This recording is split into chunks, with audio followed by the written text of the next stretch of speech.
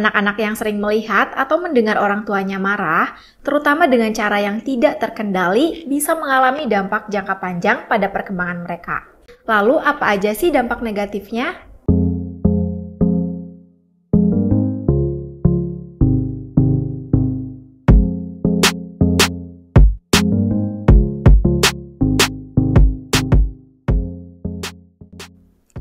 Halo Sahabat Sehat, selamat datang di channel Mo Sehat.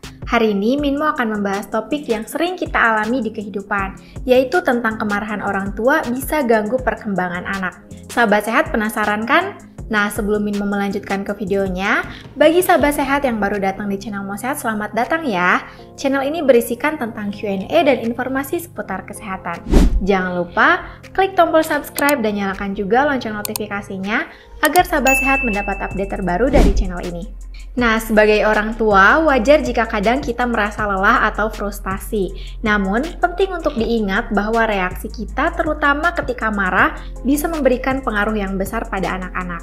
Anak-anak yang sering melihat atau mendengar orang tuanya marah, terutama dengan cara yang tidak terkendali, bisa mengalami dampak jangka panjang pada perkembangan mereka. Lalu, apa aja sih dampak negatifnya? Nah, untuk dampak negatif yang pertama, anak menjadi cemas dan takut. Anak-anak yang tumbuh dengan orang tua yang sering marah bisa merasa cemas, takut, bahkan tertekan.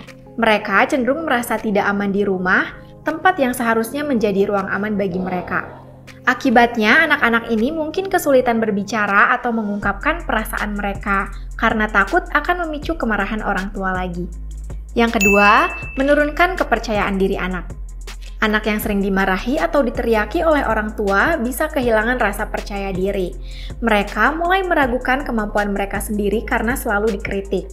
Saat ini terjadi, anak mungkin merasa bahwa apapun yang mereka lakukan selalu salah, sehingga tidak berani mencoba hal baru atau mengambil keputusan sendiri.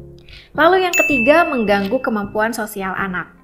Nah, kemarahan orang tua yang berlebihan bisa mempengaruhi cara anak berinteraksi dengan orang lain. Anak-anak yang tumbuh dalam lingkungan penuh kemarahan mungkin kesulitan mengembangkan hubungan yang sehat dengan teman-teman mereka. Mereka bisa menjadi pemalu, menarik diri dari lingkungan sosial, atau bahkan sebaliknya, menjadi agresif dan sulit diajak bekerja sama. Yang keempat, meningkatkan risiko masalah emosional dan perilaku.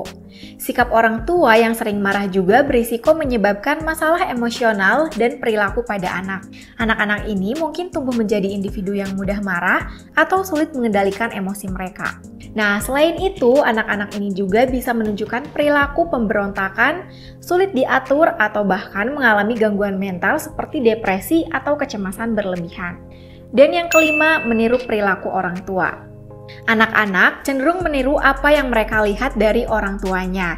Jadi, jika mereka sering melihat orang tua marah-marah atau berteriak, mereka bisa menganggap bahwa perilaku tersebut adalah hal yang normal dan meniru cara tersebut saat berinteraksi dengan orang lain. Nah, ini bisa menciptakan lingkungan negatif di masa depan, di mana anak tumbuh menjadi orang dewasa yang juga mudah marah atau tidak bisa mengendalikan emosi. Lalu, apa sih yang bisa dilakukan orang tua? Menjadi orang tua bukanlah hal yang mudah ya, namun penting untuk belajar mengendalikan emosi terutama di depan anak. Ada beberapa tips yang bisa dilakukan untuk mengatasi amarah. Yang pertama, sabar dan berkomunikasi dengan tenang. Sebelum marah, cobalah menarik napas dalam-dalam dan bicarakan masalah dengan tenang. Jadi, anak akan lebih memahami apa yang diinginkan jika kita berbicara dengan lembut. Yang kedua, berikan contoh yang baik. Ingat ya, anak-anak itu meniru perilaku kita. Dengan menjadi panutan yang positif, anak akan belajar bagaimana cara berinteraksi dan mengendalikan emosi mereka. Lalu yang ketiga, luangkan waktu untuk diri sendiri. Nah, jika merasa stres, ambil waktu sejenak untuk merelaksasi diri. Me time bisa membantu orang tua untuk tetap tenang dan tidak melampiaskan kemarahan pada anak. Dan yang terakhir, jaga kesehatan mental. Jadi, jika merasa sering marah atau kesulitan mengendalikan emosi, jangan ragu untuk mencari bantuan profesional seperti psikolog atau konselor keluarga. Nah, buat sahabat sehat yang memiliki pertanyaan seputar kesehatan atau mau membahas apa lagi nih, bisa tulis di kolom komentar ya.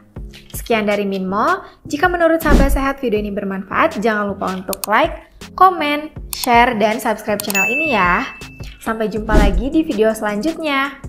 Mo Sehat, solusi hidup sehat.